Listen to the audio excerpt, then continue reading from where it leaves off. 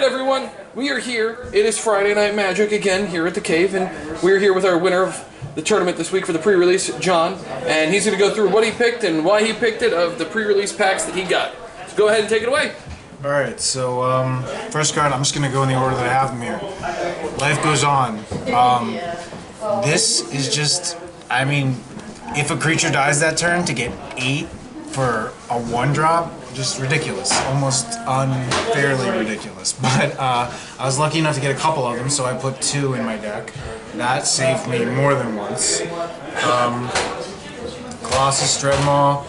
Again, I was lucky enough to get 2 of these. 6/6 with Trample for 6. Can't go wrong with that if you can get it out. This is actually a card that wasn't...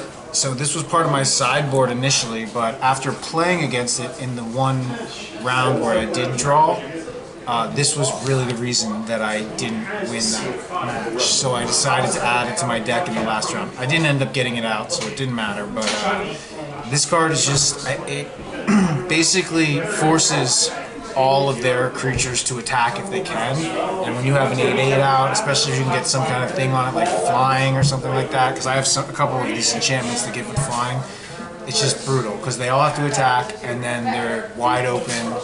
It's sorry, this... I just use these as a guide for you. Oh, okay. So you know where to keep your cards. Should I just move them? You can leave them right there, you can stack them on top, it doesn't matter. Right. Whatever you feel comfortable with.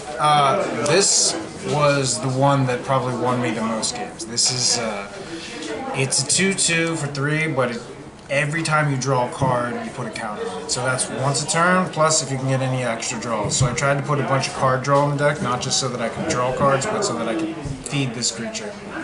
I was lucky enough to get 2 of these too, so it's really a lot of luck. This is really what it's... I mean, 90 cards to build a deck, that sounds pretty rough. Yeah, it is rough. But, you know, if you can get 2 cards in a 40-card deck, that increases your chance. I mean, you know, that's a really good chance of drawing. Your math instantly increases on it. Yeah, it's not, because normally you have a 60-card minimum, so a 40-card minimum, if you get 2, it's good. And then this is a card that kind of paired with this card, so it allows me to draw 3 cards for each one of those. If I get these together, I get to put a counter for each one of those on that card. This is another Colossus Dreadmaw. We talked about another one of these snakes. As I said, I got 2. This is just another thing that pairs well with the snake. It gives it flying, +1/+1, and I draw 2 cards and discard 1, so another +2 encounters. Just for no reason. The whole thing is like just to get card draw and build up this creature because it builds up with card draw. This is just like, it's a 4/3, but if I get a lot of other big creatures, it gives me a lot of mana build. Double Vision, it just basically doubles any instant or sorcery spell that I play. Only 1 per turn, but still. Another one of those Leafkin Avengers, which gives me the mana if I get big creatures out. This is a ramp, so it's a creature, but it also gives me mana.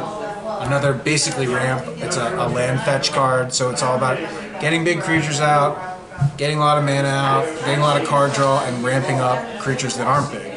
So, like this one. This one gets +1/+1 for every spell that I play, so ramp that up. This, I don't know, it didn't end up really fitting that well, but if I do end up drawing a lot of cards in one turn, I get a lot of cat creature tokens. That worked. This, anytime a creature dies during my turn, I get +1/+1 on this creature. This one is a copy of one I already talked about, so it allows me to draw, gives flying. It's really designed to build up that creature there. This is just a lot of burn.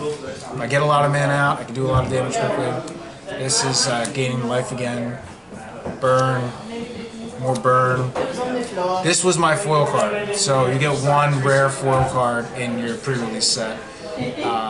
And I kind of like started by building around that. I don't know if that's necessarily a good idea, because rares are not always like, it's not just you have the most rares in one color, you should build that, but if I do a lot of burn damage in a turn, I can get this out for really cheap, and if I do a lot of burn damage after it's already out, I can start taking out creatures with it. because it does additional damage to target creature if I do non-creature damage. This is for card draw every time it attacks. Really lucky to get this card, so that's a mythic rare. Vigilance, Reach, Trample, 6/6. Can allow me to do card draw, life gain, put tokens out. It's very versatile.